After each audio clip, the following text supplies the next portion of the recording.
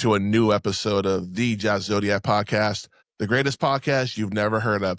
This is the podcast that doesn't need an update on Bianca Belair getting fucking pregnant. We will talk about that later in the show. Night one of WrestleMania has come to an end. Were we as satisfied as we thought we would be after night one? And judging by what the Psycho was saying, no. But before we get into that, let's introduce these guys. First, the creator of the Charles Richardson Show, none other than Sir Charles himself. Those are the missing applause from the show tonight. And of course, the repeat movie viewer, the Psycho Nerd podcast, none other than the Psycho Nerd. Wow. Actually, I think those are left over from John Cena's career. But thank you, kind sir. I appreciate it. Thank you, kind sir.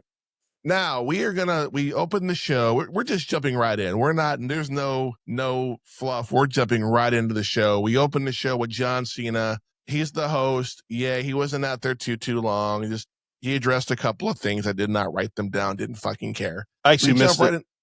Yeah, you blink and you miss it. Well, my buddy walked in when he was on the screen and goes, "Hey, why are they cheering? There's nobody on the screen." And I went, wow, that joke will never die. But our first match we jump into is the 6-man tag match between The Vision and I Show Speed versus the Usos and LA Knight. All three of us picked The Vision to win this match. And unfortunately, we were all wrong. I have my notes here. Let's see. Vision turned on Speed fairly quickly, which I was like, yeah, you kind of see that coming with The Vision. LA Knight hits the BFT for the win.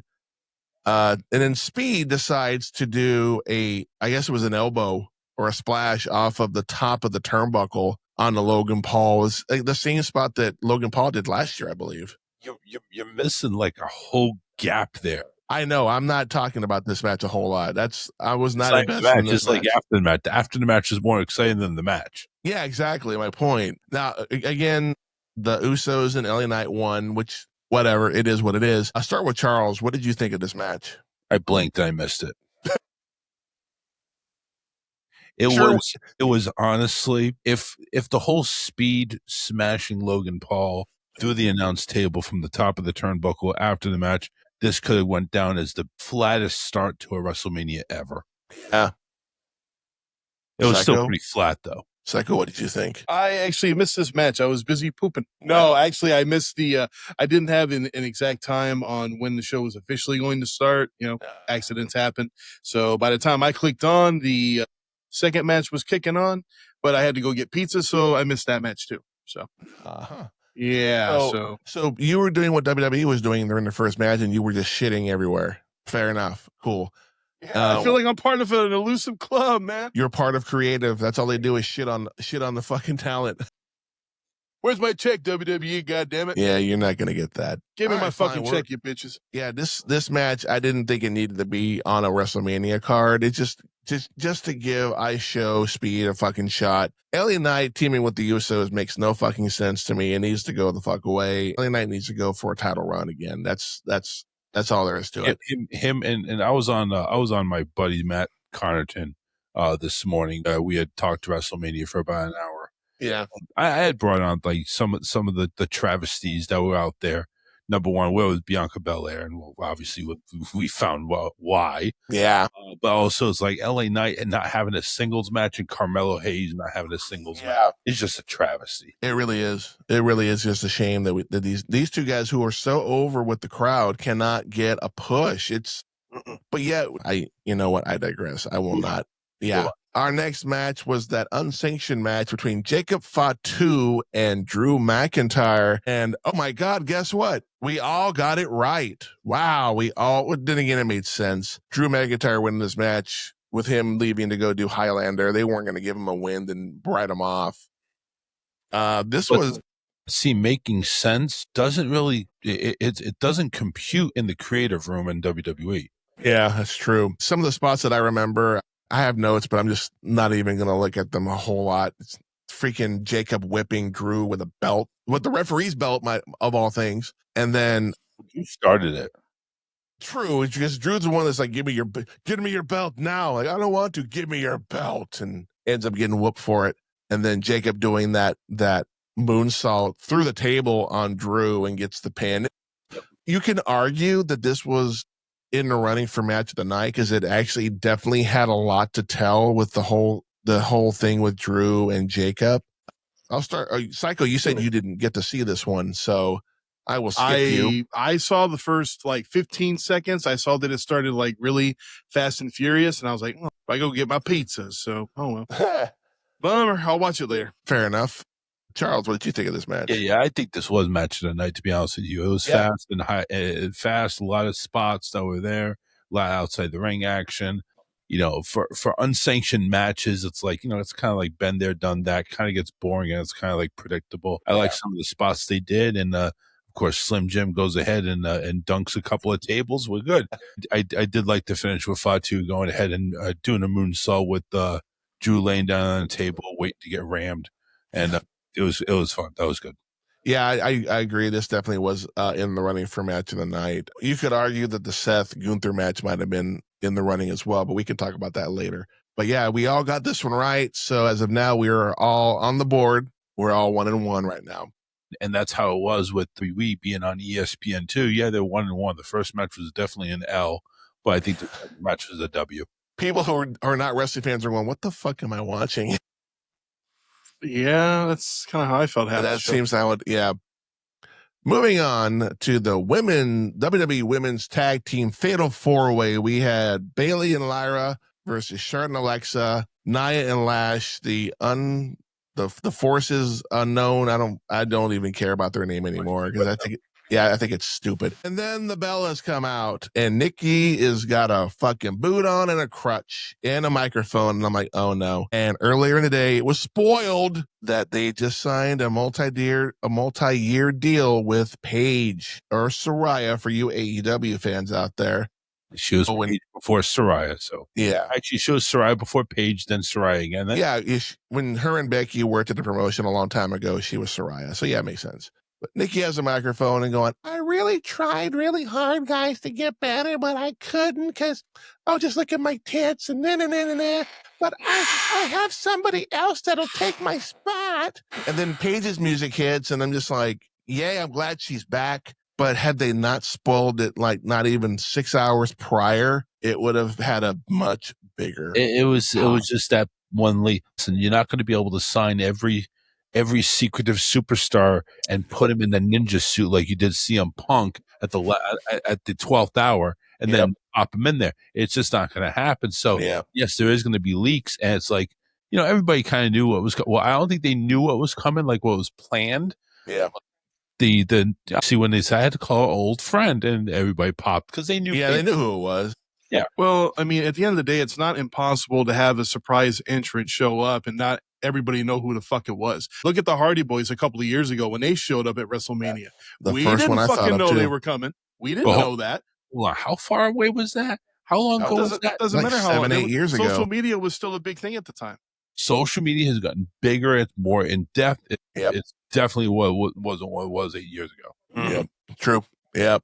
But Paige comes out.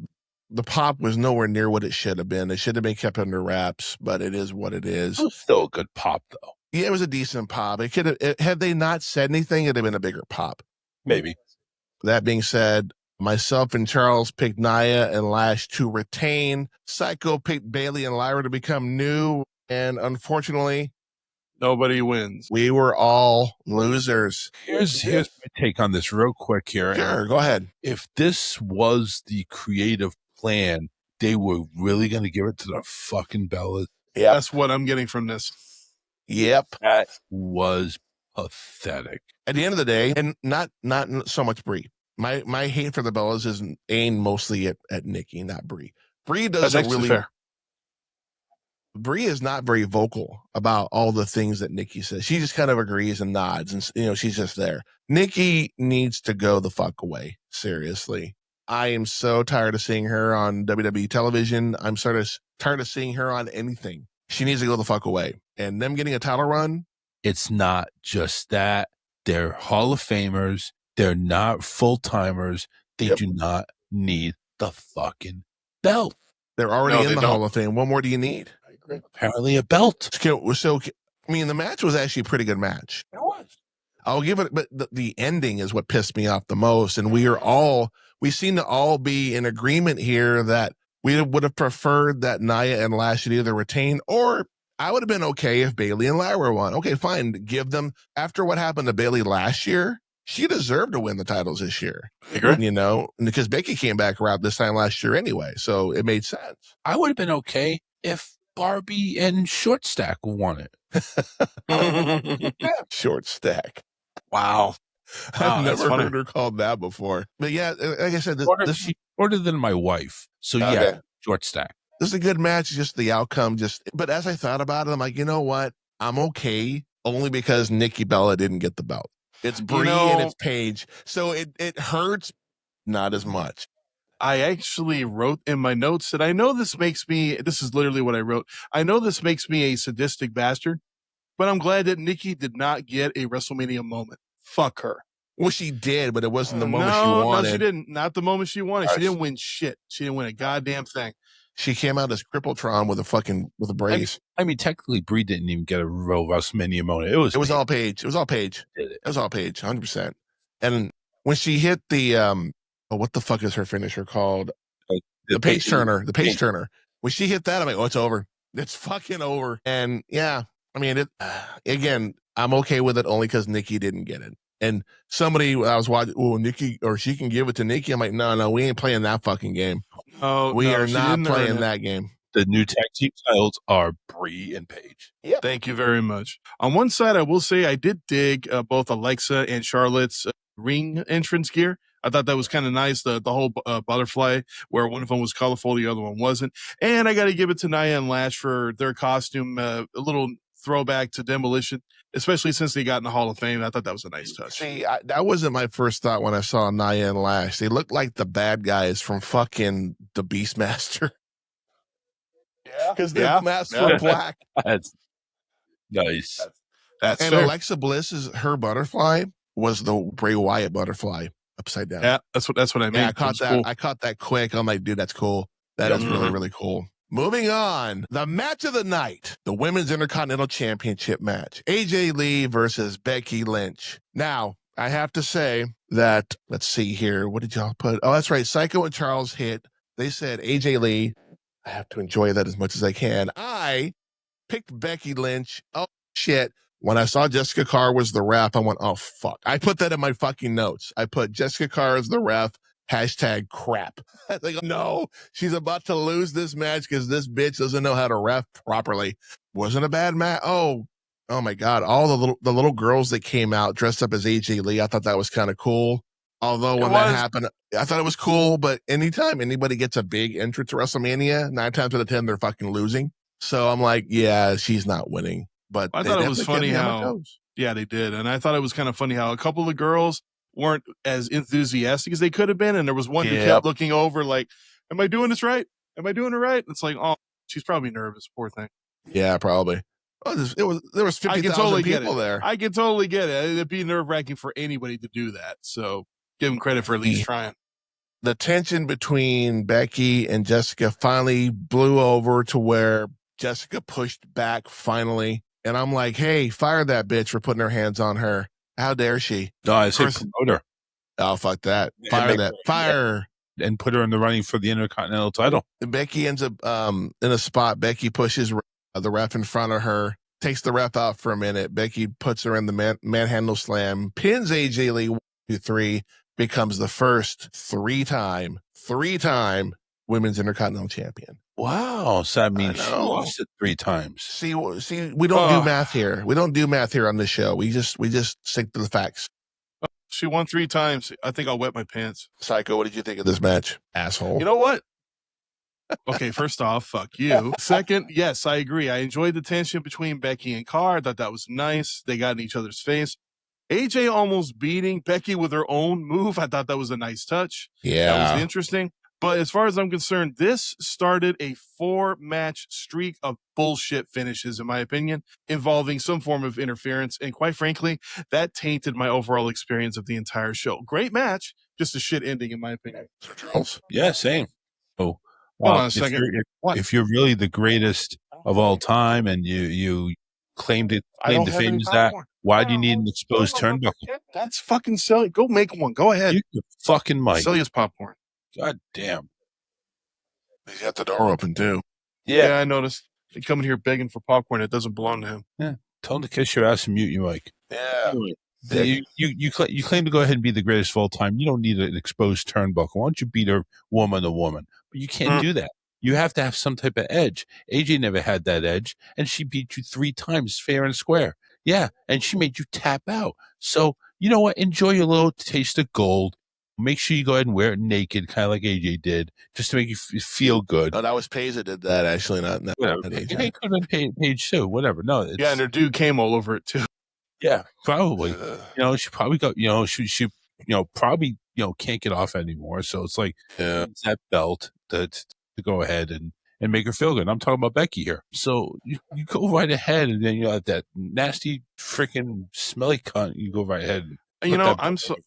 I'm sorry, but that ending, it made Becky look weak. After every single time. She is weak. But she's the heel, though. That's the thing. The heel needs to do that. That's why not always. I guess it depends on who the heel is too. Because when Roman Reigns does it every time, I'm like, dude, fucking every time. Come on, dude, win one on your own. But I just know that tonight I wore my new Becky Lynch T-shirt that I got in the mail 2 weeks ago. Good luck charm. Yeah. I don't know. It's for my money. If she'd have won it clean and fairly, I would have at least been like, you know what? I'm not happy she won, but at least she fucking won it clean. She did it the way the man should have won it, the old school man. But yeah, it felt like a real tainted victory. It just rubbed me all kinds of wrong. The new school man seems like a real gross out Bruce Jenner transvestite type person. That's what it is. But at the end of the day, gentlemen, she's a 3-time Intercontinental Championship, and she's the greatest of all time. Everybody's saying it. Sports Illustrated said it. All the dirt sheets are saying it, so we can move on now. Yeah, and all those dirt sheets of Sports no. And Sports and everything, they can all shove their magazines up your ass. We're not done shitting on her yet. No, we're not done yet. We got 15 more minutes of shitting on her, then we can move on. No, we're not. This is not a scat video, dude. Come on now. Moving on. Never say that while I'm drinking again, man. What the fuck's wrong with you? What the fuck, man? Moving on, the match that had the least amount of buildup, but for me had the most to tell, and that is Seth Rollins versus Gunther. Yep. If I remember correctly from my notes, Gunther came out right away. Just even before the bell rang, just went crazy. Seth came out in black contacts, which I thought was weird. He had those black, all making him look demonic, and I'm like, yeah, okay, I saw that. Cool. And his jacket was smoking the whole time. Yeah, I caught that too, and I'm like, okay, cool, dude. Yeah, it was cool, but it's just like whatever. Decent match. It was actually a really good match. There was a lot of spots back and forth. It wasn't one-sided by any means. To the point, I don't remember if this match was no DQ or not, because there was a couple of spots out on the table. This was supposed to be a regular match. Okay, but there was never a count by the ref. So no, they just let everybody fly. He was just letting them play, I guess. But we think Seth has the upper hand. Again, back and forth. Seth thinks he has the upper hand, and just like I predicted, Braun Breaker was there and spears Seth Rollins into the third dimension, throws him into the ring. Gunther goes in there, puts him in the sleeper. Seth passes out. This is what I wanted. And this makes Gunther look strong, and this also doesn't make Seth look weak, because he didn't tap out. He didn't take a pin. He passed out from the sleeper. Kind of like how Gunther should have lost to Jey Uso. Yes, I will agree 100%. I didn't tell everybody who we picked. We all picked Gunther. We all are still on the board. Yay. Sir Charles, what did you think of this match? I think it was great. When you go ahead and have action from beginning to end, there's no slowdown, all gas, no breaks, just like Jacob Frontier would say. That does make the match more interesting, more compelling. It doesn't make you want to doze off or anything like that. Yeah, I mean, it was back and forth. There wasn't like one person just getting the pounding on. You had the chops from Gunther really taking an impact, and then Seth just says, "Fuck this! What the hell am I doing?" Starts chopping them back to the next year. So it's like, I just love the retaliation on both ends. So yeah, it was nonstop action. Psycho? I don't know if I can add too much more to that. It was a great brawl from the beginning. I thought at one point Seth gave Gunther a pedigree, which I didn't think it was that great, but Gunther had It was a horrible, yeah. It was horrible. Yeah, it looked ugly, but it was a nice set of power bombs by Gunther on the outside to the table, but then Seth retaliates with a pedigree and a curb stomp. The pedigree looked a little bit better on the table. Go figure. Yeah, agreed. Notwithstanding another tainted finish to the match, I didn't care for him interfering in the match. It would have been fun if he just interfered afterwards. That would have been fine by me. This was the match of the night for me. This was the match that held my attention the most, and I had the most fun watching. I feel like this was almost the Steamboat Savage match of the WrestleMania card. Okay. But we still got to go for tomorrow, so we'll see how that stands after tomorrow night. Fair enough. Yeah. Again, this match had minimal buildup. It just happened last minute. It was supposed to be Braun, from what I've been reading. It was supposed to be Braun Breaker and Seth. Braun wasn't cleared, so they say, okay, plan B, which is Gunther, but that also will set up more than likely Brock versus Gunther at SummerSlam, because Gunther had told Paul Heyman, you owe me a big favor. So it's going to be, he wants the Beast at SummerSlam, and it's going to be a career match. I will put money on that. It's just planting the seeds, waiting for SummerSlam to roll around, and that's not till what, August, September, sometime. Yeah, like August. So we have time. Braun Breaker interfering, I was okay with it because number one, I knew it was coming. It's just one of those things that he was cleared, he was good to go. It was either he attacks him tonight or he wait till Monday night on Raw. I think tonight made more of a sense. This sets up a feud between Braun and Seth Rollins down the road, because the vision the vision is without him now. So now it's going to be Seth versus the entire vision now by himself. Yep. And when you talk about good. No, and they need a revival right now because, I'm sure Bronson's probably not too far away as well. Not. Yeah, he's already said he's ready to come back. It's like, this vision is going to start doing some big things. Yeah, agreed. Moving on, the Women's World Championship match. Psycho, did you have?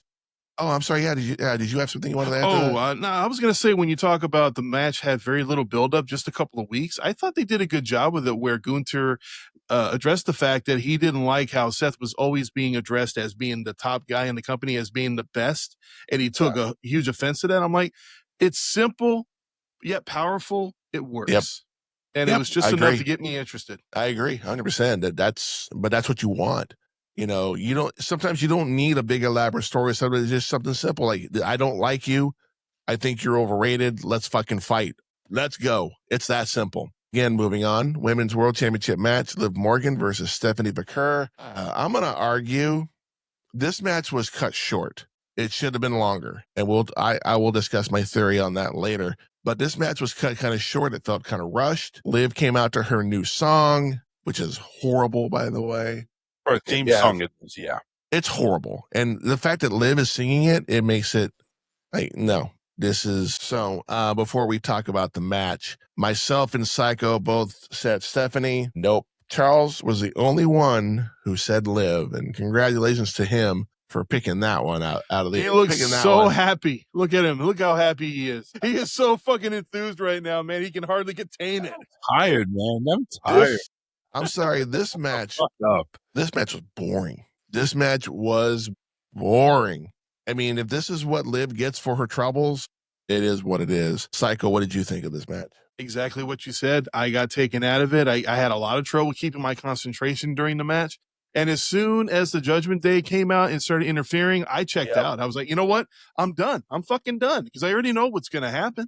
And exactly what we expected was going to happen. She ends up stealing a win, third match in a row with a bullshit finish. I'm like, what the fuck are you guys doing right now? Like, do you want me to have any kind of investment here? Because at this point, I have none whatsoever leading into the main event. What the fuck are you doing? Yeah, I agree. So, and we'll talk more about the main event here in a second. Charles, anything you want to say about that? I didn't think it was that boring. I'm not going to say I think it was lackluster, but I wouldn't say boring or failed to hold my interest.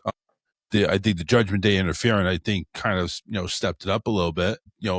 Because they're the heels, so of course you're going to have to your argument with Becky. They have to go ahead and find some type of angle. So Roxanne and fucking that big behemoth of a man that turned woman, it comes in and fucking takes all the credit there, and even with Vakir trying to Oblivion. Yeah, when she threw Liv into her own move, I'm like, dude, that's all. It's like there was a couple there, of course. With the Devil's Kiss, you can't go. You got to pay attention to that. Come on now, those thighs, man. Just imagine those thighs. Are you kidding me? Stephanie's got probably the greatest ass in the company. Exactly. I don't know, man. The cameraman fucking failed tonight because when Roxanne jumped up on the ring, that skirt was a little too short and her cheeks were popping out. And I'm like, I'm looking at my buddies going, man, I want cake now, and I have no idea why. But no, I didn't think it was that boring. I think there was a few spots there where it was interesting enough to just pass. And at the end of the day, it doesn't make Stephanie look weak. She got overpowered by 3 different people, including the person in the match. Mm-hmm. I don't think they should have taken the belt off of Stephanie. They just killed any and all momentum she had. Now, granted, the crowd hasn't been invested in her a lot lately, but that's because they haven't been putting her in matches. She's got the Jade Cargill syndrome right now. She's a great, but she's the opposite of that. Jade Cargill sucks. I will say that once and for all. Jade, she's horrible on the microphone. Her ring skills, I'm pretty sure we could do better in the ring. We have 0 training. Stephanie, on the other hand, even though she has a thick accent, she is trying and she gets her point across, and she's incredible in the ring. And you know who else has a thick accent? Io Sky. And but you know what? You kind of understand what she's trying to say half the time, because she's enunciating. So is Stephanie. So, and I was really hoping Roxanne or Raquel were going to turn on Liv. I was just, when they came out, I'm like, oh, please, please. And it didn't happen. I'm like, no, I didn't get what I wanted. Judgment Day is here to stay. Yeah, unfortunately. No, I think, listen, I like all stables to work out. Yeah. And for the Judgment Day, they just need to retool. They just need to find a replacement for Finn, to be honest with you. I don't think JD and Dominic can hold down the fort. No, not even close. No way. Unless it turns into all women faction. That's the only thing I can think of. That could happen too. You never know. They could add 2 more females to it and be a part of that. Or just kick JD and Dom to the side and just keep it at 3. That's what I'm saying. Moving on. Oh, go ahead. I was going to say that's an idea. John Cena comes back out.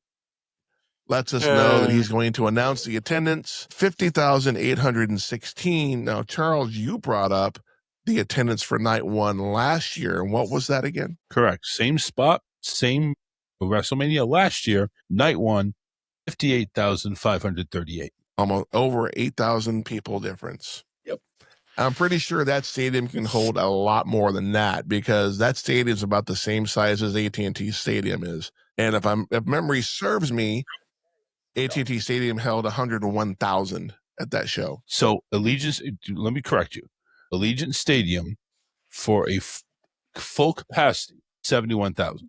Full capacity for all seats. So there's 20,000 plus seats down. Basically, when you build that stage, you're cutting off site view. That's true. About 10,000 seats. But then again, you're adding some of it to the floor because the ring doesn't take up a whole lot. That's including 71,000 stadium stands and seats. Okay. On the floor. But even then, that's still a low number. That's not even a sell. WrestleMania not selling out is just blasphemous to me. But it is. At the same time, it hasn't been a great product lately. Let's not ignore the elephant in the room. There's a main reason why tickets were not selling. Did you see some of the prices of those tickets? Yep, some of them were in the $30,000 mark. Who in the fuck can afford such a thing? Well, how about just looking at nosebleed seats? They're in the $3,000 to $5,000 mark. Yeah, they were fucking expensive. There were some like that. Yeah. Yeah, fuck that. And even the McAfee 25% off special. Fuck that. No way. Yeah, it's just not worth it. And then as Cena's out there, telling us about the main event, Bianca Belair's music comes on. And I'm like, and my first thought was she's going to interject herself into the fucking match tomorrow. It's going to be a triple. That was my first thought. I'm like, she's going to throw herself in the match. Oh, she got interjected. All right. Wow. Yeah. And she's like, well, I've been gone for a while. And I'm like, nobody fucking cares, but I'm sure you're going to tell us why. Your fucking finger hurts. You're Kawhi Leonard milking that injury. And then she unbuttons her robe and she has a belly. She's pregnant. And It looks disgusting, by the way. It looks like a gremlin's in there. I made the comment, dude, how come she's pregnant, but yet she still looks like she has abs? It looked weird. The baby's working out inside of her. Yeah, the baby's in it. I made the comment that the baby's already got an injury and it's already on the sideline. So, but yeah, apparently Bianca will be on the shelf for at least a year and a half because she's pregnant. At least a year and a half at this point. Yeah. So that's the second female superstar in a year that we've lost due to pregnancy. So Montez Ford, good on you though. And a plan B. Hey, these girls like to fuck. Who can blame them? What else are you gonna do on the road? What else? I'm gonna wrestle. I'm gonna fuck. I'm here to wrestle. I'm here to wrestle. I'm here to fuck, and I'm all done wrestling. Hey, what are you guys doing here? We're here to pick up chicks. What? An abortion clinic? Yeah, we figured abortion clinic's a great way to meet loose women. Why else would they be here unless they like to fuck? Fucking Jay and Silent Bob. Moving on to the main event, the undisputed WWE Championship match between the Viper Randy Orton and the American Nightmare Cody Rhodes with Pat McAfee in tow for Randy. Oh my God, where do I fucking begin with this? Well, let's begin with this. Okay. So let's begin with this real quick. Sure. The match ended. The last match ended at 8:45. Okay. This match began around 9:15. Jesus Christ. Yep. They had ads, intros, just until the bell rang. Yeah, we had ads, Cena coming out, Bianca having her moment, and then the match. Yeah. Well, did we need Pat McAfee flipping off the crowd for 5 minutes? Was that necessary? Yes, we did. Yes. How dare you, sir? Heel McAfee is my new favorite thing in the world. How dare you, sir? Yeah, I know that's sarcasm because otherwise. No, it's not. It's well documented that I do not like babyface commentary. Pat McAfee, he's boring. He's a fucking fan with a microphone. I fucking hate it. Heel McAfee is telling it how it is, and I fucking love it. He is the new voice of the voiceless. Some of the things he says is true. The rest of it is hypocritical. But he's a heel, and he's going to say heel is shit, and I'm okay with that. Wait. Was a heel. Well, that's true. Was. I'm sure that's... Sorry, Oh, Pat. yeah. Oh, yeah. Yeah. That being said, all three of us picked Randy Orton to win this match, and I'm sorry, kids. Cody Rhodes is still your WWE champion. Psycho, I'm going to start with you. You look like you're the most disappointed out of all of us at this point. I gotta admit, that came out of left field. I expected that Orton was going to win, so I can at least give them points for kind of throwing me a curveball for once, I guess. Well, by the way, I like the little thing during his entrance, Cody's, where it showed his previous ring wear. I thought that was a nice touch. That was actually kind of cool. Yeah, I didn't see the AEW stuff, but yeah. No, of course not. It's in the back. Yeah. But again, I don't know what it is, but this match, it could not hold my attention. It kept putting me to sleep. I was dozing off. I kept losing my interest throughout the entire thing. Yeah. And then Pat McAfee came back, and I'm just like, in a ref shirt with a neck brace on. I'm like, okay. Hilarious. I will give it that. But I'm just like, dude, go away. You're making me want to just turn the fucking thing off and not even watch anymore. That count was the slowest count I have ever seen in wrestling history. Not WWE. From a heel. From a heel. A heel's supposed to go 1, 2, 3, you're done. It should have been that quick. He should have gone to the Nick Patrick School of refereeing. He would have known this, okay? He would have learned this very easily. Shane McMahon went there. Yeah. Charles, anything you want to add to that? I do. I want to add that this match went on for about 33% longer than the Gunther Seth Rollins match, which was the longest up until that. Yeah. And it felt like an eternity. Yeah, it really did. They basically were slow dancing, the back pain up my back. I can't. And Cody's like looking at him like, do I punch you? Kick you? What should I do? I don't know. It's like honestly a 3-year-old trying to play PlayStation and not knowing what button to press. Like, what happened? What's going on? Hit him. Yeah. What are we doing here? Is the referee telling you slow down and that you really slowing down like that much? It drug on it. Do we see the pros and cons of using these guys that have been around for 20 fucking years as opposed to this younger talent that go on TV every week and kill it? Carmelo Hayes much? Anybody? Yeah, like, what the fuck? Why? Where's his main? Him being in the main event against any one of the younger talent, I don't care who, would have been a way more entertaining match. Even if it was only a 5-minute match, would have been better.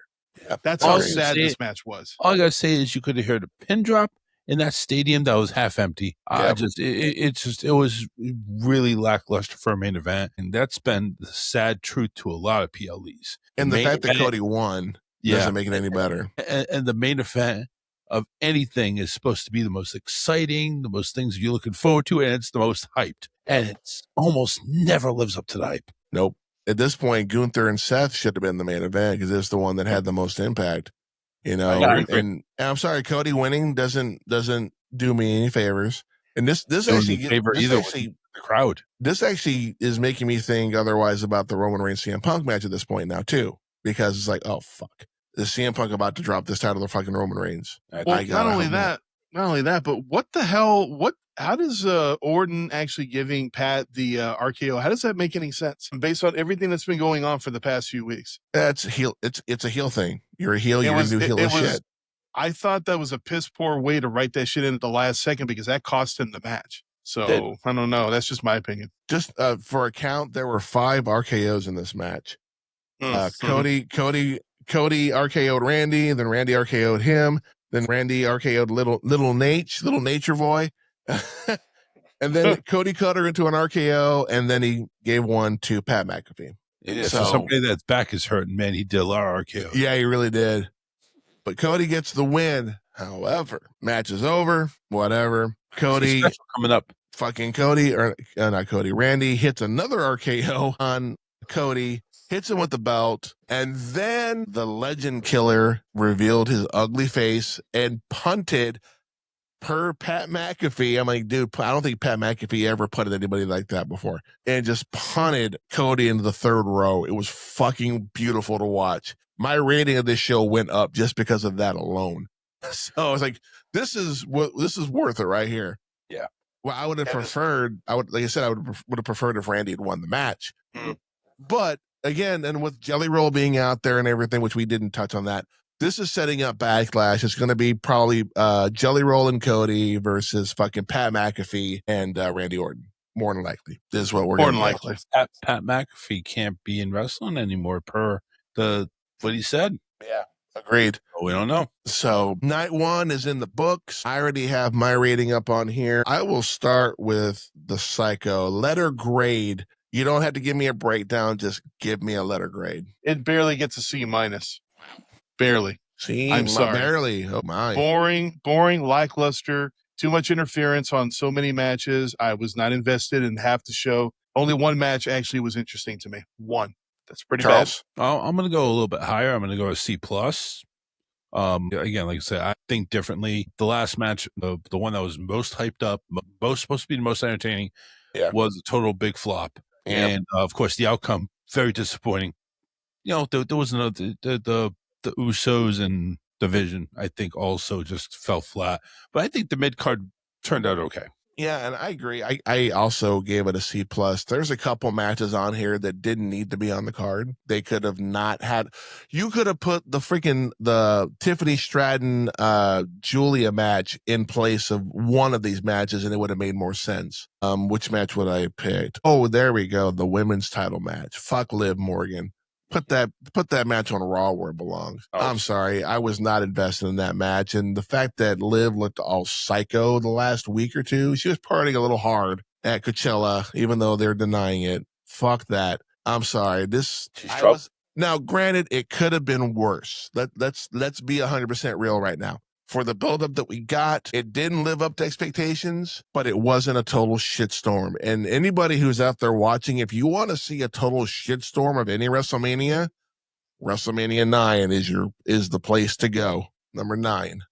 I'll stay away from 9 9 is horrible. Yeah, please do. Please do. It is, and I will tell you now, Hulk Hogan has one of the quickest title matches you'll ever see. One of, not the quickest. That belongs to Sheamus and Daniel Bryan. But this match is just Hogan coming out to aid Bret Hart, and then Mr. Fuji's like, "Come on, Hogan, you want the title? Come and get it." And then he does, and he wins. And I'm just like, and Hogan pulls up the most devastating move in wrestling history. the leg drop. It's if you just want to watch nostalgia and just want to, get a lash of the shit everywhere, definitely WrestleMania 9. Horrible. So, Psycho, any last thoughts about night one? You know what?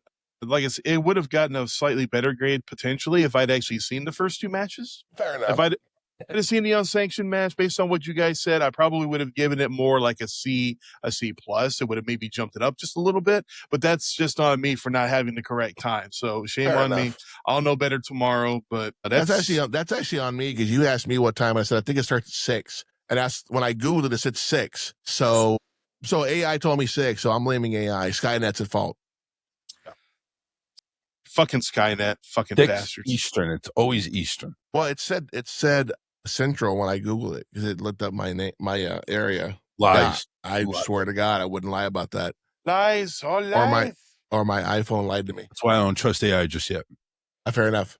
Charles, any last thoughts you want to add? No, I made my thoughts pretty clear. Fair enough. Like I said, Becky winning, I was jumping up and down. I was happy. 3 times. Shut up. Go ahead. No, I know. You just wish. I'm in the minority. I'm in the minority. I get it. I understand. I will take the hate. I don't care. All right, just shut up.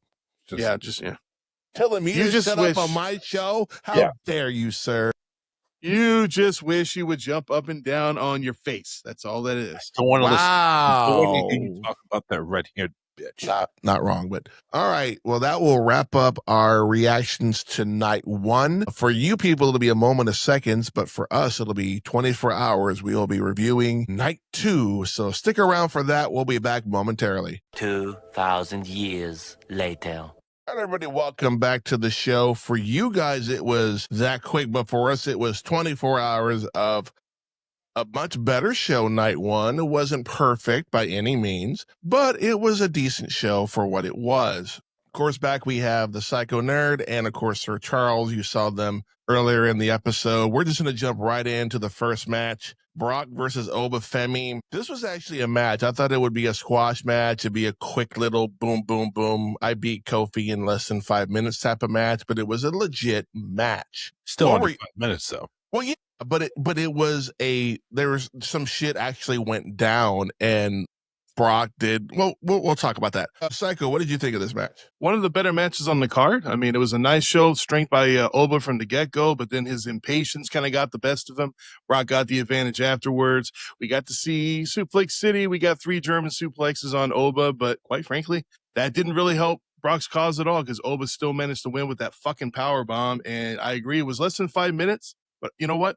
I'm satisfied. I'm happy with what we got. I love what happened after the match, the standing ovation that Brock got, the embrace with him and Paul Heyman. It was, what? It was a beautiful, beautiful WrestleMania moment that I didn't think we were going to get this year. So big ups on that one.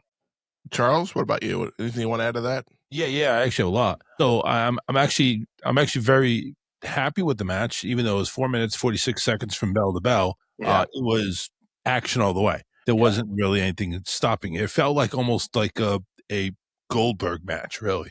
Brock. So Goldberg getting the upper hand, but Brock, also bringing the fight too. But Opa lived up to the bill. He is the ruler. He is that.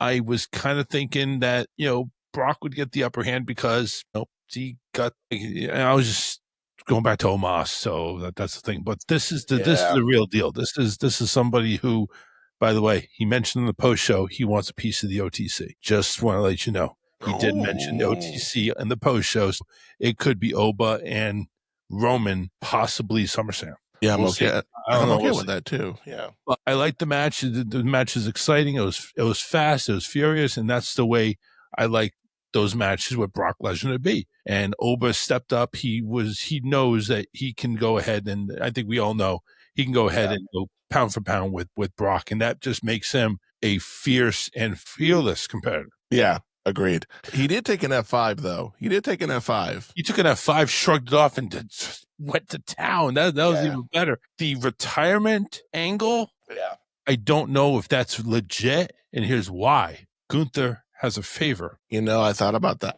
But it's one of those things where somebody at the party I was at watching the show was that with the allegations with Vince and all that, Brock's name has come up quite a bit. So they may have put they may have put the fork in Brock at this point and said, you're done. You're not going to, this is your WrestleMania moment. You're going out with, and it's right. You should not win your retirement match. You should fucking lose it. I'm sorry. That's how I feel about that. But at the end of the day, it was a great match. We did see Oba give Brock a choke slam, and then the fall from grace, which is the last ride from The Undertaker. Pretty much it's the same move, just a bigger dude doing it to an even bigger dude. No, actually, it's a smaller dude. Undertaker's 6'10".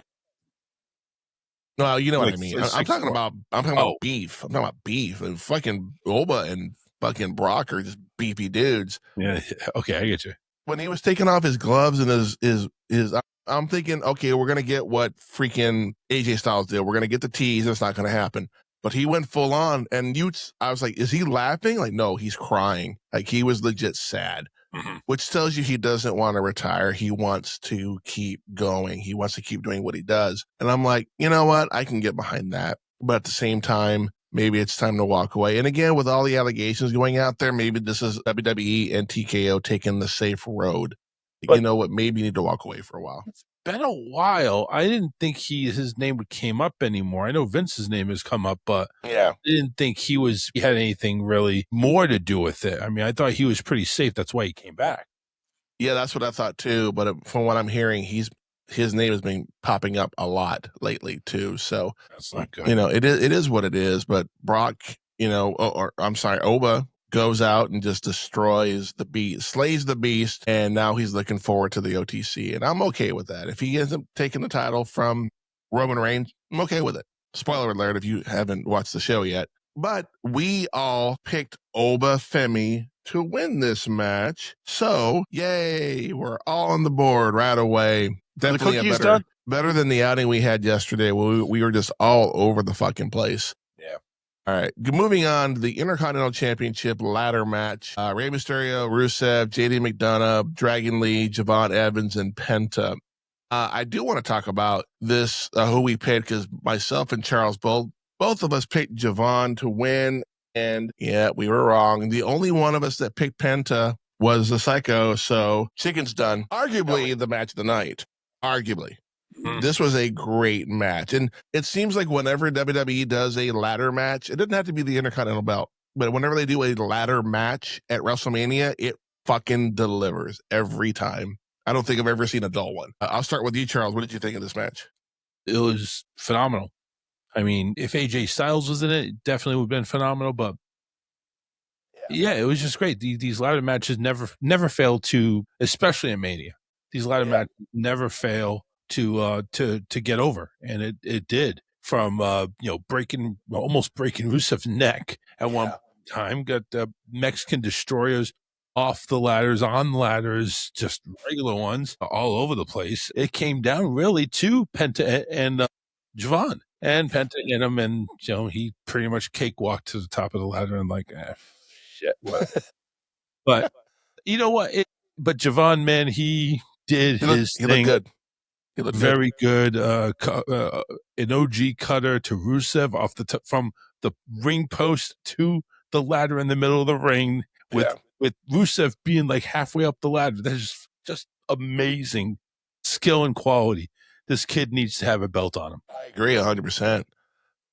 Psycho, anything you want to add to that? Well, first I'm going to draw attention to Penta's outfit, which I thought was sick when he came out to the ring. It looked really nice. But like I agree. Shokan is what he came out like. Yeah, exactly. And it looked really nice. Yeah, it did. I agree. This was a pretty good ladder match. It delivered on all fronts. There's a lot of good. He mentioned a few of the biggest pops of the match. I enjoyed JD McDonough getting beat down by all the luchadors at the same time in the corner. I thought that was a lot of fun. We got a West Coast pop over the top rope, landing on Rusev through a fucking ladder. Love it. Yeah, love it. And everything. The Mexican Destroyer to JD on the ladder, that was an ugly spot, but it looked beautiful at the same time. It was like, wow. I didn't think it was going to be able to pull it off. It didn't look like he had the room to do it, but he pulled it off. Not just that, but JD McDonough has a habit of getting injured lately. That's been the case a lot lately. So for him to walk away unscathed, it's like, okay, cool. it is what it is. But definitely, I arguably the match of the night. It was phenomenal. Ray didn't really have he had a couple of spots in this match, but he really wasn't the main focus. And I'm okay with that because he threw himself in the match late. You can't have a ladder match without Rey Mysterio. Like, we can, but I guess we're not going to. But it is what it is, And again, Penta retains. I really thought they were going to put it on Javon. It made sense but then again, Penta just won the title. So put on a good show, and there's been speculation that he might drop the belt to Rey Mysterio, and that's how Dominic gets it back. I hope that's not even close to the truth. At this point, anything I'm reading online, it's just bullshit at this point. I'm just like, you know what? I'm all about fantasy booking, but it has to make sense, and for me, it has to make sense. And it's one of those things where I don't think WWE is going to put that title back on Dom for a while, especially when he has the AAA belt right now, So moving on, we had the United States Championship match between Trick Williams, Sami Zayn. Wow. And again, all three of us picked Trick Williams, so get yourself a cookie because they're done. Thank you for that, by the way. Before we talk about the match, can we talk about that long-ass fucking train from the back of Trick Williams' fucking jacket? Somebody made the comment, like, dude, it's made of toilet paper. And I'm like, no wonder we were out of toilet paper during the pandemic. It was all in Trick Williams' jacket. Start with you, Psycho. What'd you think of this match? Pretty short and sweet. I don't remember what the runtime was, but I don't remember it lasting very long. Wasn't a bad match. I mean, there was a nice brainbuster by Zayn on the ring apron, and we all know that's the hardest part of the ring, so that looked pretty ugly. But I don't understand. It's like, why did we give him the title just to make him drop it a few weeks later at Mania, when they could have just easily had Carmelo Hayes versus Trick Williams? They have history. This would have been a much more interesting of a match, personally, to see him beat somebody that because I know they have a lot of history in NXT. Yeah, they do. I just don't understand this at all. I think that's the reason why, is because they have a lot of history and they don't want to spoil it or rush it or ruin it by doing it right away on the main roster. I think they want it to cook for a minute, and I'm okay with that. I don't need to have this match right away. If they want to do it at SummerSlam, or even Money in the Bank, that's fine. But I don't watch NXT as often as I probably should. But I do know these two men are fucking phenomenal at what they do. I cannot wait to see what Canelo Hayes can do. Maybe give him a run at the main title. I think he's earned it. I think he deserves it. And this is another argument, too, is that they need to give the younger talent more opportunities. What do? They gave Roman Reigns and Liv Morgan the Rumble. No, negative. I'd have been okay. I don't know. I just don't agree with it. And they need to give the younger talent like Obafemi, Canelo Hayes. You got these younger females like Lyra Vicaria and Roxanne Perez. They need to get they're in too, because they're going to be there for a while. So rant over. Charles, anything you want to add from what Psycho said about this match?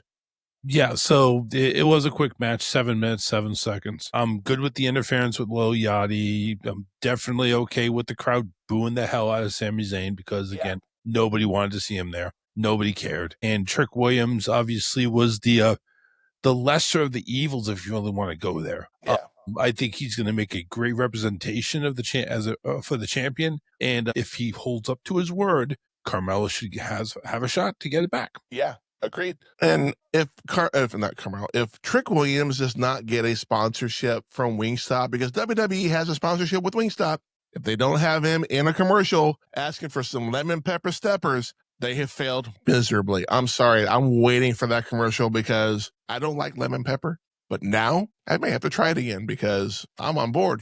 I didn't think I'd like Trick Williams. I thought he was going to be like a one-trick pony, and he has impressed me. And eyes are wide open looking to the future. And the future is Trick Williams and Obafemi. Trick's got a great persona. I mean, I think he could cut Lil Yachty out, to be honest with you.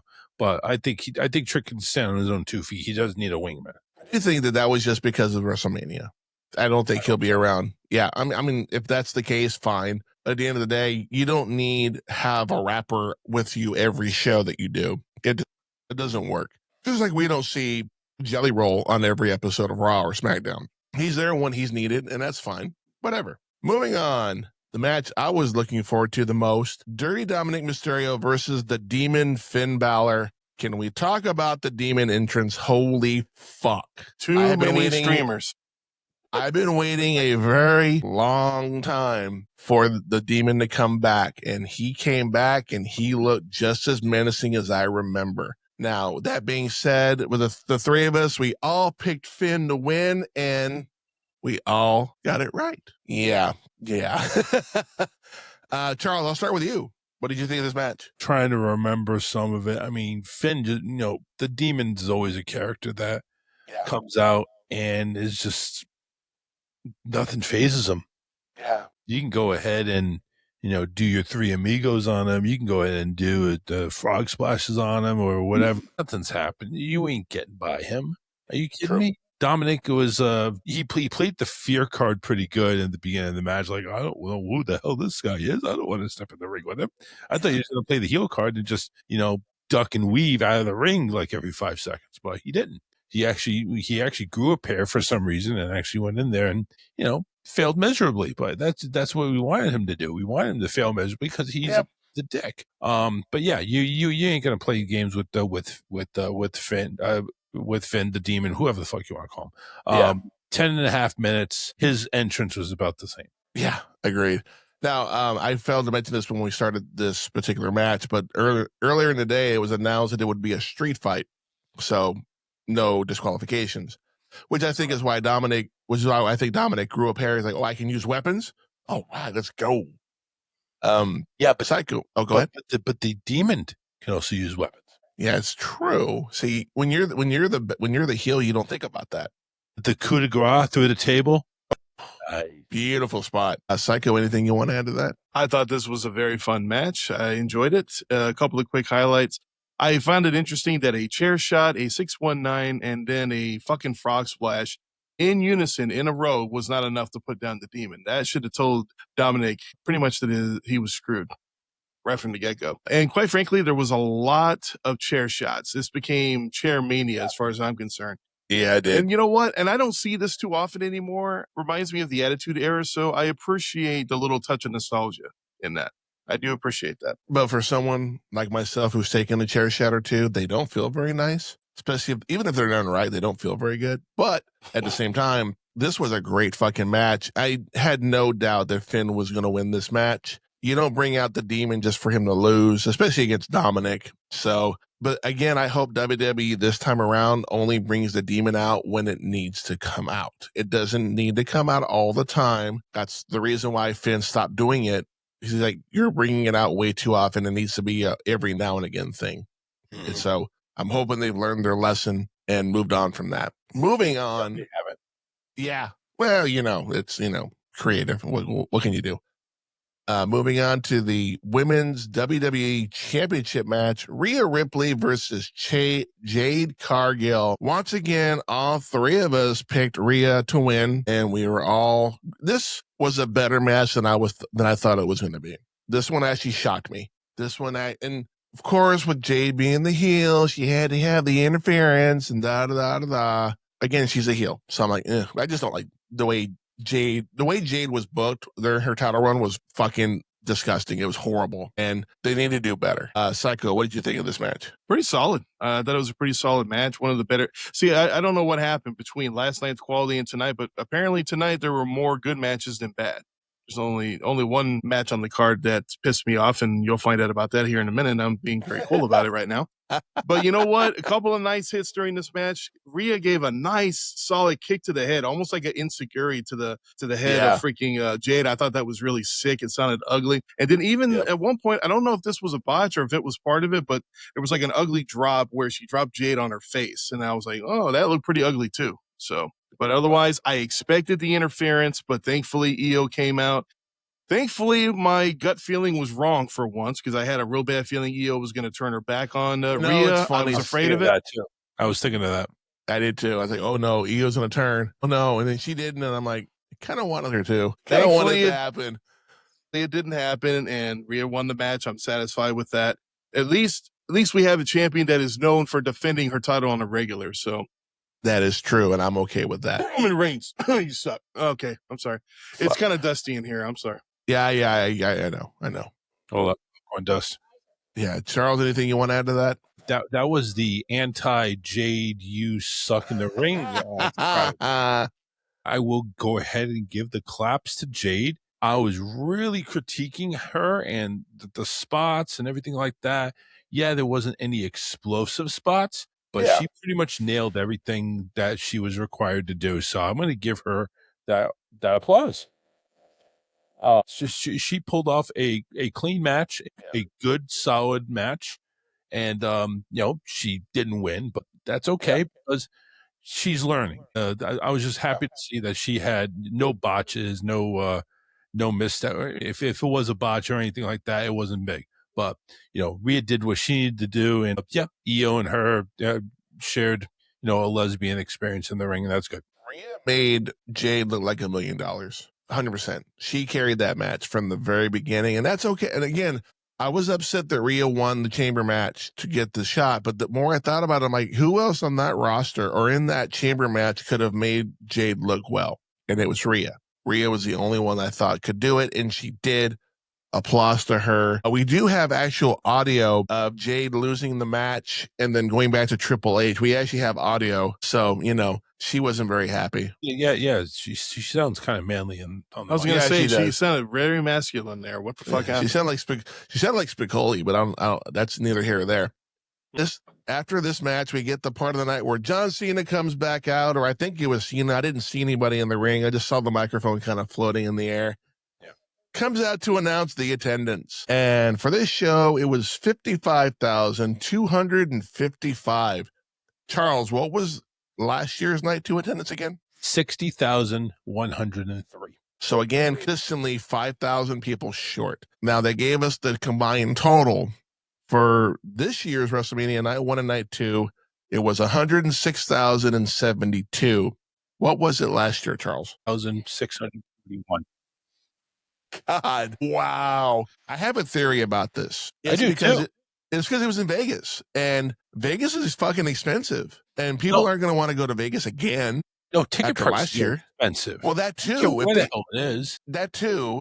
That's another thing, but you also have to take into consideration the hotel, the flights, and everything. Had they had the New Orleans, we might have gotten a couple, maybe 2,000 or 3,000 more people showing up, but we didn't. But with that being said, Cena's, talking about, retirement life is great, da-da-da-da. And then Miz shows up with Kit Wilson. He wants his WrestleMania moment. He shakes the Miz's hand and goes, I don't know who you are, to Kit Wilson, which I thought was hilarious. And then very evil, very, what is it? Very evil, nice. Very good. Very nice, very evil. We hear the music come out. Danhausen comes out, but he's not by himself. He has many Hausens. One of them looked like a miniature Ben Stiller. Go back and watch. One of them looked just like Ben Stiller, but not at the proper height. It was Hornwogelhausen. And oh my God, it's I'm sorry, I fucked that up. Yeah, I was gonna say. Freaking, I let you come to it yourself without bringing it up. Yeah, I was just laughing. Danhausen introduces himself to the John Cena. I'm a big fan, and whatever. And then freaking Kit Wilson ends up like pushing one of the little guys, and then one of them punches him right in the fucking dick. And then they dogpile on him, which I thought was hilarious. And then I believe Danhausen hit Miz in the dick. He falls down, and then we get you are cursed 5-knuckle shuffle. And a buddy of mine at the show said that there is a name for this little band of Danhausen, the little guys. We're going to call it the Midgestry of Darkness. Yeah, I wrote down in my notes midget housens, but that works too. No, Midgestry of Darkness. I think it fits. Okay, and of course, Cena's like, retire life is great, da-da-da-da, main event time. And we get to the main event. CM Punk versus Roman Reigns. I do want to point out that we did get a "You Can't See Me" from Danhausen with the poof smoke bomb, but that's right. Still there. That's right. And he had to escape under the ring. I forgot about that. I guarantee that was done on purpose. It was hilarious, and I'm sorry. This whole skit brought a huge fucking smile to my face. Danhausen is fucking great. I love this guy. He's funny as fuck. He really is. Moving on to Reigns versus Punk. I can say it was better than the freaking Cody-Randy match. The Cody-Randy match was kind of boring, kind of predictable at points. By the way, for those that do not know, Cody had to cancel his WWE World appearance because he has a broken optical in his eye. So if he's not medically cleared, he may have to drop the title. At least I hope that's what they do with it. Probably not. I can see in Psycho he's really upset. I'm gonna let him go last. Charles, what did you think of this? Go first. Okay. All right, ladies first. All right, Psycho, what did you think of this match? And do not hold back, by the way. I want the full Psycho. First off, I will acknowledge that Roman Reigns, not you. I don't acknowledge you, motherfucker. Go fuck yourself. I do acknowledge the coolness of showing the different members of his extended family who have passed away on the stage during his entrance. For some reason, there was no Umaga. I can't imagine why. But anyway, moving on. I don't care for the staring contest at the beginning. I'm sick and tired of that. It's such a broken cliche. And you know what? It wasn't a terrible match. I feel like it went on for a while, like a lot of the other matches probably should have. It wasn't too long, too short. But at the end of the day, I'm not happy that Roman Reigns won. I am sick and tired of this crap. I'm tired of this company taking a step backwards and constantly promoting people that have been on top for a long fucking time when you're not pushing your young talent. There's so many people that were not a part of this show that should have been. And frankly, as a fan, I'm fucking sick and tired of it. And so much so that, you know what? I'm not going to sit here and be like, I'm not going to pay attention to the show because obviously I want to be part of the podcast. So I will continue to keep on with the details. But as of right now, I'm not watching Raw and I'm not watching SmackDown. I have better things to do with my personal time than sink my time into a company who doesn't give a flying fuck about the fans, in my opinion. And as far as Roman Reigns, dude, go fuck yourself, man. You fucking no talent, part-timing, paper champion son of a bitch. Fuck you. Fucking done with all of this crap. As far as I'm concerned, I will just watch highlights from now on. That's it. I'm done with this fucking company. I'm not watching your fucking weekly shows anymore. Go fuck yourself. I'm done. Sick of it. This right here is the equivalent of me playing a video game, getting fucking sick and tired of it. This is me very calmly putting the controller down, turning the game off, taking the game and smashing it against the wall so many fucking times that it is nothing more than fucking dust. That's how much I am sick and tired of this. Well, for that, we can just watch the Angry Video Game Nerd to get that. But I get the frustration. But let me, before you hang up your fucking microphone and shit like that, let me give you justification for this, because I'm not as mad as I thought I would. But let's let Charles say what he has to say. I'm sure he has plenty to say. Listen, I'm not as upset as he is. I'm going to still keep watching Raw and SmackDown. Because I there's always a storyline to go with it, whether good storyline or a bad storyline. That's why you watch. Almost 34 minutes, 4 seconds shy of 34 minutes, which is more than twice as long as the other, the ladder match, which was 15 minutes. And that was the long one before that. 33 minutes. And I'll tell you one thing, it delivered on all angles. Here's why. So you had basically offense on both sides back and forth. You had shots, broken tables, you had high flying effects, just everything you could ask for. Multiple finishers. You had CM Punk mocking Roman Reigns, wearing the Ulafala, trying to go ahead his moves. Roman Reigns doing the same thing, trying to win with a GTS with CM Punk's move. It just had everything to it. I'm not happy with the decision on who won, but you know what? To the point is, I don't think there's anything that CM Punk really should be ashamed of. They both delivered on everything. So to be honest with you, I have nothing but positive about this, with the exception of I picked the wrong guy, and we'll see what happens. I'm in the same boat Charles is in. It was a great match for what it was. Granted, I picked the wrong dude to win, but here's my logic right now, okay? And I had a very decent drive home in the rain to think about this. There's a movie coming out in October called Street Fighter. It sucks. Hold on. They were promoting it quite extensively throughout the show. Yeah. Who is in that movie that was in WrestleMania? Cody. And? Some asshole with long hair. It looks like a long hair. Cody and Roman are in this movie. They both got titles. There you go. That's my thought process, is that, and I'm not talking to you, Psycho. I get your frustration, but I've had Roman Reigns and Cody are going to be in the Street Fighter movie. TKO is a business. They're trying to get more money into the company. Of course they are. And they're helping promote this movie. I don't agree with it 100%, but I get it. I don't justify it. I don't. I'm saying I get it, but at the end of the day, they're a fucking business and they're trying to make money. And whether we like it or not, now, had TKO not owned WWE right now, I'm pretty sure that wouldn't be the case. So I put the blame on TKO. not on creative or TKO has their fucking hand in the creative room. They do. 100% think they do. Do I agree with it? I do not. However, we as wrestling fans need to understand, and I've been watching AEW a lot lately, and the matches are longer, which pisses me off because you can tell a great, what we saw yesterday and today, you can have decent matches in 15, 20 minutes. They don't need to be a fucking hour. And it's like half of that is just them sitting there on the fucking floor or on the mat, figuring out what they're going to do next. You have decent matches in 5-7 minutes. Exactly. That's my point.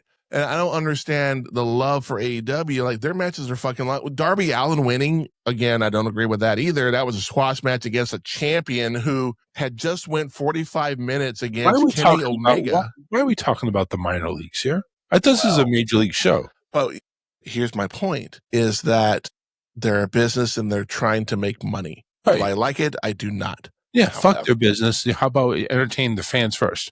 I agree with that 100%. But Exactly. there are people that are fans of Roman Reigns that are happy he won.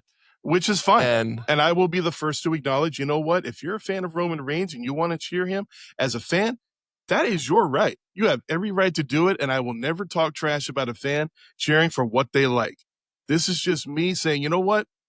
It's not for me. I'm done. I will say this. When both of them were trading blows, there was not one boo. No. There was not one boo. It was not a bad match. I acknowledge it was a decent match from start to finish. There were some good things along the way. It's the ending I can't stand. But you know my hatred for Roman Reigns. That's where this all stems from. I get that. But at the end of the day, he's putting asses in the seats and selling merch, and that's what they want. So is Cody apparently too. So we just have to live with it. So I have my grade already on here for night 2. I'm going to start with Psycho. Letter grade, again, just like what we talked about yesterday for night 1. I don't need a breakdown. Just give me a letter grade. I'll give it a B+. Nowhere near the disappointment that it was last night. Okay. And really, it's not even the ending of the main event that drags it down for me. It was just a lot of good matches, fun things along the way. So there you go. Charles? Go with an A. He's going to give it an A. Okay. There was not one bad match. The whole card, very happy with everything. It was entertaining. I did not nod off once. I'm giving it a fucking A. I did also give it a B+. It wasn't perfect by any means, but it definitely was way better than night 1 and that seems to be the norm since they've gone to the 2-night format, is that night 1 is kind of like, but night 2 is like fucking banger after banger. So maybe they should put some of the banger matches from night 2 on night 1 to make it worth going to night 2. Or I have a better idea, just have an 8-hour fucking show and let it go that way. But people aren't going to sit in the crowd for 8 fucking hours. It's not. Well, no. And on top of that, they have way too much filler. Too much filler going on between these two shows. The promotion of Street Fighter, which I get, the movie's coming out. They really want to get people to watch it. I understand that. But stop promoting the Hulk Hogan thing. You showed that promo, the same 2 fucking promos, twice per night. What the hell? Seriously. Catch that one on mine. So. Yeah, every single time. I actually wrote that one down. They showed that promo, each one of them, multiple times throughout both nights. And I'm like, what are you doing? Yeah. You could have added another match per night if you're taking that shit out. I'm just saying. So with our night 1 scores were locked in. Our night 2 scores were locked in. Overall, this WrestleMania, Charles, I will start with you. What letter grade would you give WrestleMania 42? Damn, night 1 just... It kills it. It has like a 200-pound weight, and I'm over here trying to struggle to make it to the top of the ocean. I mean, night 2 really saved it. Yeah, I'm going to say B-. B-. All right, cool. Psycho? I think I'm going to agree. B-. I was going to go C+, but I thought based on night 2, that was a little harsh. So yeah, B-. Agreed. Scores. I gave it a flat B. Again, night 1 weighs it down very, very heavily. Just some of the matches just didn't need to be on night 1. Didn't need to be there. Some people were like, "Oh, I enjoyed the vision for the Usos. That's great. Put it on Raw where it belongs." The only reason it was there is so they could have a spot with iShow Speed doing a fucking spot on a table on Logan Paul. You could have done that on Raw. Hell, you could have done that on a fucking pre-show match and I'd have been okay with it. I'm not. Yeah, they don't do those anymore. But at the end of the day, I'm okay with celebrities being involved, but they don't need to be They could have taken that match away and put Julia and Tiffany Stratton for the women's U.S. title in that spot, and that'd have been better. Mm-hmm. You know, but they're taking spots away from other people that deserve to be in WrestleMania. So I was okay with the Gunther Seth Rollins match. I enjoyed that. Yeah. I think that was the only match on night one that was actually worth the shit that I can remember. But at the end of Fatu and Market. But, and I know we talked about this last night, at least we can agree it wasn't as bad as WrestleMania 9. And that's the bottom of the bottom at that point. Yeah, that night fails all across the board. Yeah, 100%. So this will conclude our reaction to WrestleMania 42. Now, for you people that are watching and listening, I want to know what you thought. Give us a letter grade in the comments. Let us know what you thought, what you agree with what we said, what we disagree, or is there another idea that you have that we didn't even touch, which does happen quite often. So leave us a comment either, on the video or the audio on Spotify and Apple Podcasts. Let us know what you think. We definitely will review it down the road. This is now the talk about WrestleMania 42 is not going away right away. I'm sure we'll be talking about it for at least another month or two, just the aftermath, especially with Raw tomorrow, which is usually the most, craziest Raw of the year. Well, let's talk about that real quick. Before we end the show. Sure. Do we see any possible surprises tomorrow? I think they did them all here. Paige should have came back on Raw. She should have came out when AJ Lee was, I think AJ Lee might be going away again. But I think Paige coming out during that would have made more sense than having her win the tag belts with Brie Bella. But I don't know. I mean, is there really anybody we got the Bianca Belair pregnancy update, which we didn't. Right. We could have done that on Raw. That's where it should. That's where it belonged, on Raw. But I don't see any big surprises. We might see some pretty damn good matches. We might see some heel turns and some face turns. But as far as a surprise comeback, I have nothing. And that's on me for not knowing. I just don't see it. Do y'all have any ideas, suggestions? Zero. I kind of wonder if Joe Hendry would step up. Oh, you know what? That's right. There are some call-ups. I know Salkoa, is that her name? I think she is supposed to be. I remember her from the Rumble. She is. Yeah, she's supposed to be making her debut tomorrow, supposedly. There's a couple of people from NXT that are coming up, including Ethan Page, I believe, Ricky Saints, and then Joe Hendry are the three men that are coming up. And there's like two other females that are coming up. I don't remember who they are. But other than that, nothing crazy big. No, but still, I think Joe Hendry, it's been long overdue for him to be on the roster. It's just a matter of, is he going to go to the blue brand or the red brand at this point? Blue brand. Hello. Who does he wear? Yeah, that's true. Yeah, I see him on SmackDown. I don't know why. Yeah, I agree. Put him on SmackDown and then move him over to Raw. Yeah, I didn't think about that until just now. But with that being said, Psycho Nerd, promote your shit. Well, you can feel free to check out my podcast on Psycho Nerd, the Psycho Nerd podcast on YouTube, or you can just go to my YouTube page, which is Repeat Movie Viewer. All my podcasts are on there, along with a lot of movie reviews that I've done over the course of time. About to drop a new episode on the podcast later today after we're done here, so keep an eye out for that. Charles, you want to promote your show? Yeah, sure. The Charles Richardson Show. Follow me on Facebook and YouTube. Just search The Charles Richardson Show. We are live every Wednesday at 8 p.m.